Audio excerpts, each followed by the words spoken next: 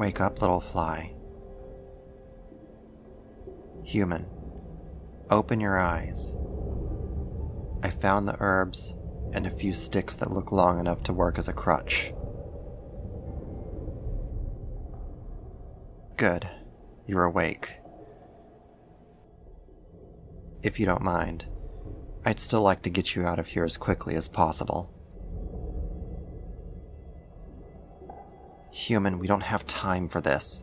The sun is rising, which means the majority of the werewolves are resting.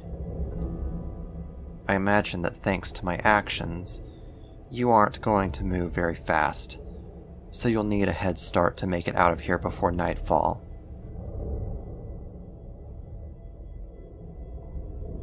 Listen to me, human.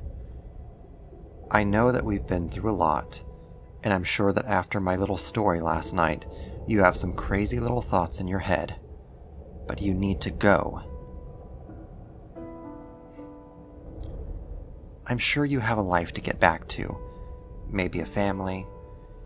You can't afford to die in the forest, so stand up, take your medicine, and start making your way to the road.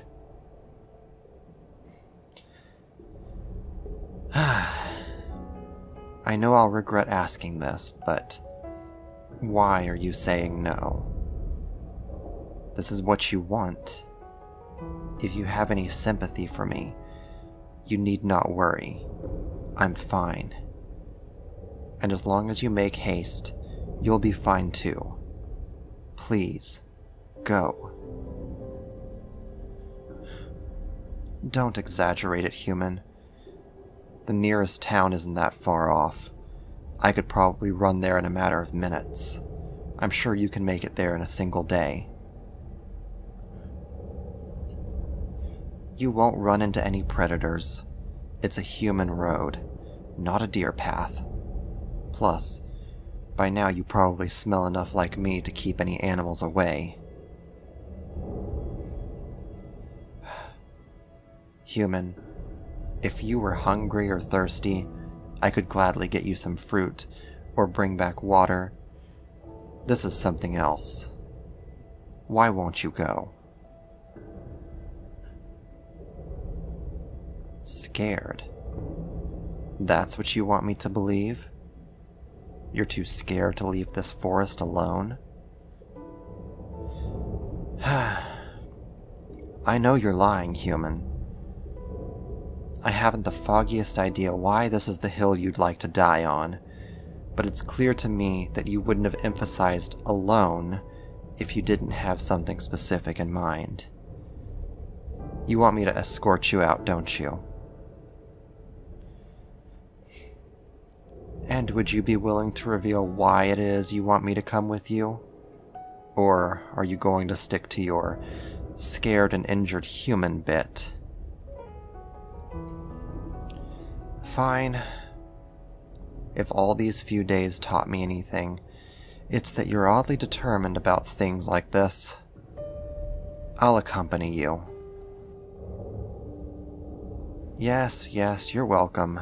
Just drop the crutch. We'll move faster if I carry you. While you're on my abdomen, try to keep your legs out of my legs. I don't want to break any bones just because I took a step too quickly.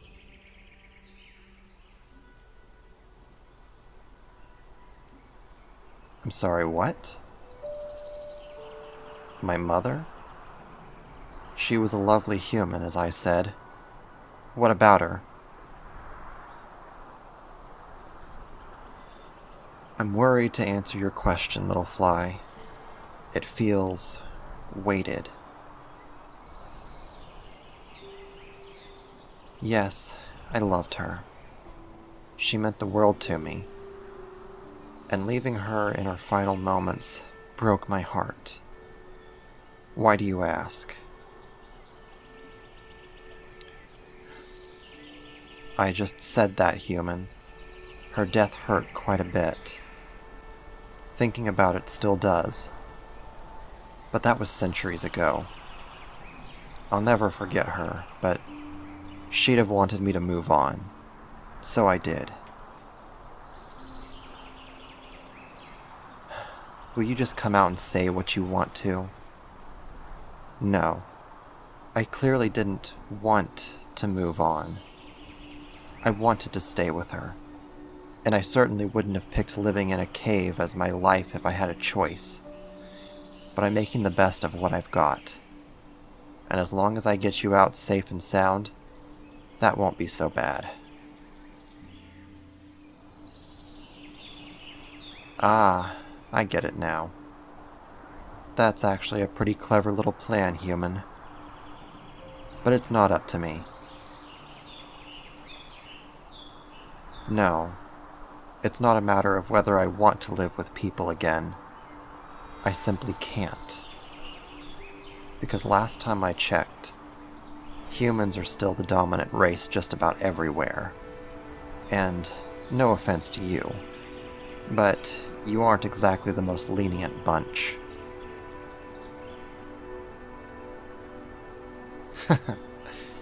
More tolerant? I'll believe that when I see it. No, I don't think you're lying. But there's a big difference between subterfuge and just being wrong. Again, I'm sure you think your kind has become more tolerant. And I bet that might even be true. Maybe in the biggest of cities, there are a few kitsune or elves that manage to keep people calm. But that's very different than a mass of humans accepting a Drider. I have plenty to lose, little one. My life being the most notable. But ignoring that, I'm sitting pretty in this forest. Free food, clean water, shelter, safety. Every day that I'm not marking territory or maintaining a presence is a day closer to losing all of this. Why would I risk all of that for a tiny chance to live in a house with windows? Lonely? That's your big emotional play? I should risk my well-being because I'm lonely? I can't believe you're not joking. Honestly, I'm starting to worry that my venom must have some mental effect, because that idea may be the... not the dumbest thing I've ever heard. Let's just call it very silly. Well, for starters, I feel fine. I've had plenty of time to come to terms with my solitude. And secondly, I find it a lot easier to survive alone. I don't exactly need the old safety in numbers thing, and fruit trees only produce so much. Really? That's the bone you want to pick? I'm not lonely, human. I don't have to defend that to you.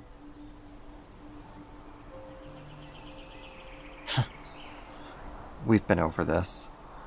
The whole act we did for the werewolves was entirely unprompted. What are you even getting at?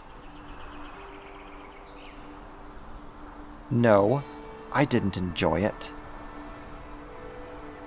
Hey, don't do that.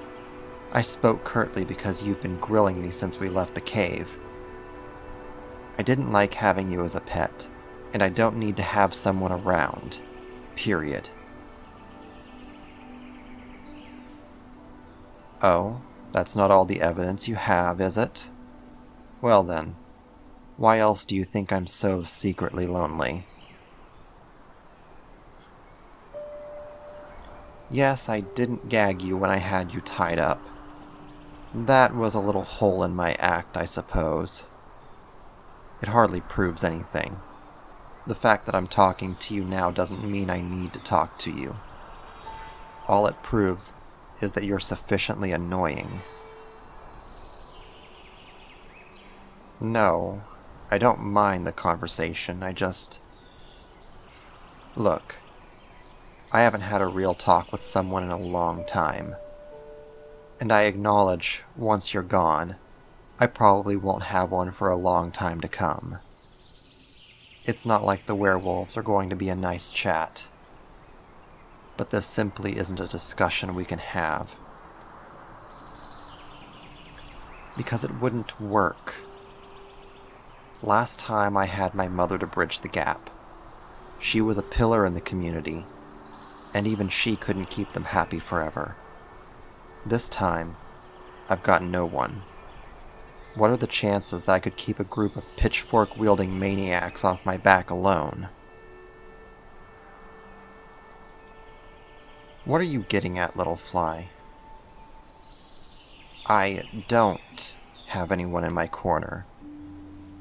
As much as she denied it, my mother only initially took me in because I was small, fluffy, and looked sad. Now, I'm none of those things. No human is going to take the time to get to know me. No sane person would be willing to risk their entire social life to defend me. You? Huh. You've known me for 3 days, and half that time involved me actively going against your wishes. Or did you forget that quickly, little fly? Yes, it was a ruse.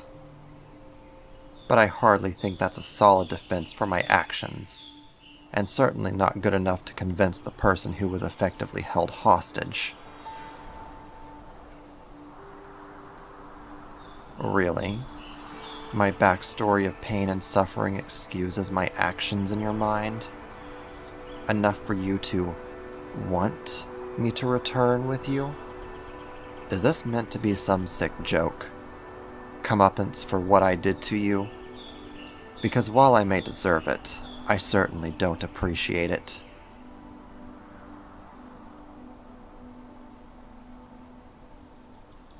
I don't think I believe you, human. I was skeptical enough that you genuinely wanted me to accompany you on this trip. I assumed it was some plot at revenge. But you really want me to believe you harbor no ill will, and are willing to sacrifice your old status quo for me? Why? You don't stand to gain anything.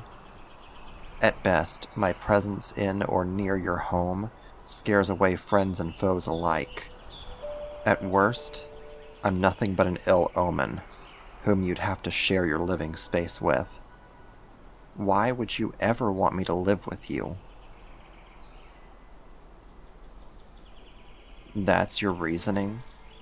You simply want to help me? No, you're lying. And what's worse, this lie is just going to give you the short end of the stick.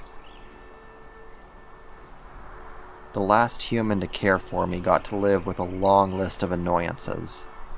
From the way I tap my legs in my sleep, to me shedding my exoskeleton every couple of years. She was barely tolerated within her community. And in the end, she died long before I could ever pay her back. If you took her place, each of those things would likely ring true now. Plus 100 more problems that I've forgotten over the years. Why would you ever willingly sign up for that? Because you love me?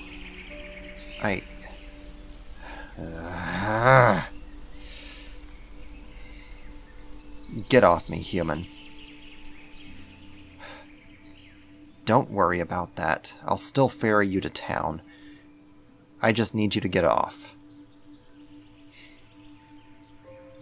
Now, I'm going to kneel down, nice and low, so I can be right on your eye level. And you are going to stand right in front of me, and you're going to say that again. Yes, that's exactly what I want. Look at my face. Look at my fangs, and my fur, my legs. I'm not human. I see my story struck a chord with you. And maybe this whole conversation allowed you to anthropomorphize me in your own mind. So now, you're going to look at me and think long and hard about what you just said. In every sense of the human word, I am a monster, little fly. So with whatever human god you believe in as your witness, look me in the eye and tell me that even with all of this staring you in the face, you feel even the smallest iota of emotion comparable to loving me.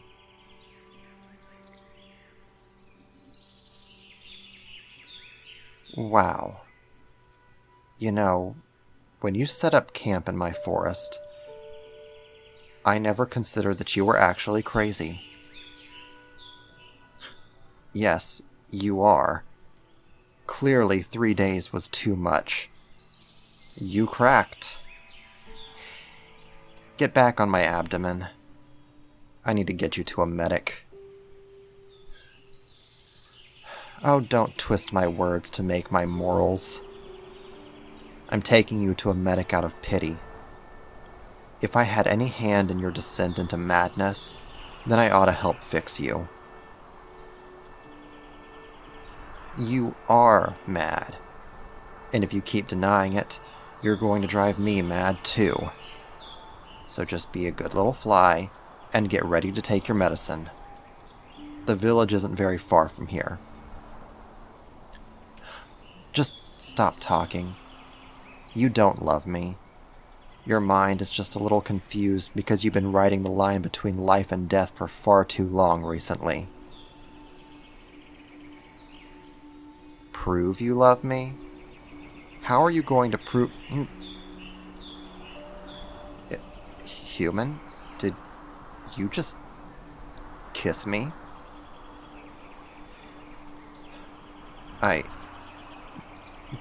Did someone drop you on your head when you were young?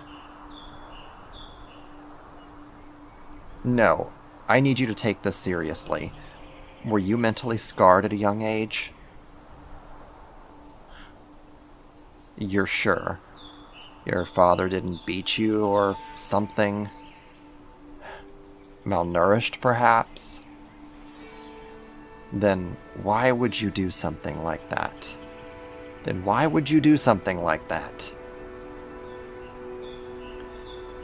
Because you simply love me.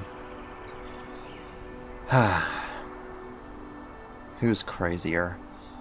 The fool for spouting nonsense or me for believing it? Yes, human. Since I cannot fathom an ulterior motive, nor find a reasonable excuse, I'm forced to assume that you do genuinely love me.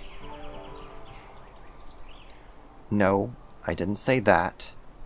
Believing you want to help me is far from accepting your help. It's still a massive risk, and even if you try your hardest, there's no guarantee I won't be run out in a week. But, as you do genuinely seem to want to assist me, and seeing as I do owe you a little for putting you in mortal peril, I suppose I can afford you the luxury of not immediately saying no. Do not ease yet, human. There would be a myriad of conditions. I will not sacrifice my lifestyle to fit in. I am willing to make some concessions with you, which can be determined as they appear. But know, if I feel the slightest bit threatened by those other humans, I will leave, and you will stay. Consider this day a trial period. If the other people of your village don't set fire to your home by morning, then we can discuss making my residency more permanent. Easy there, little fly. Smile any wider and you may break your jaw. You can see the village? I suppose we're closer than I thought. Yes, I did stop. I need to ask you one more thing before I agree to any of this. Are you sure that this is what you want? To pay service to someone who you can never truly sympathize with? To live with someone who would outlive you 1,000-fold? To put a knife in the back of your life here, whether I stay or not? This is a life-altering decision, and I wouldn't want you making it in haste. Another kiss? I suppose that's meant to be your answer. You are a strange one, little fly, and I'm still not entirely sure that you're mentally well, but over the last few days, I've grown quite attached to you.